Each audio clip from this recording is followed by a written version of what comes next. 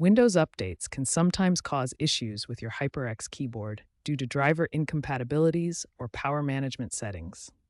These updates introduce changes to USB drivers or power-saving features that your keyboard's drivers aren't prepared for. This can lead to the keyboard not being recognized by Windows, as shown in this driver compatibility window.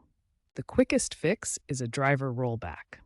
This reverts your keyboard driver to a previous version that worked, bypassing the issues caused by the update. Many users, around 15 to 20% according to recent reports, find this resolves the problem. Kingston regularly releases firmware updates to address these incompatibilities. To roll back your driver, open Device Manager by searching in Windows. Expand Keyboards, right-click your HyperX keyboard and select Properties. Go to the Driver tab and click Rollback Driver. If the button is grayed out, try updating the driver first and then rolling back. To adjust power settings, open Power Options by searching in Windows. For your current plan, click Change Plan Settings, then Change Advanced Power Settings. Find USB Settings and disable USB Selective Suspend setting. Also, check your BIOS settings for USB legacy support and enable it.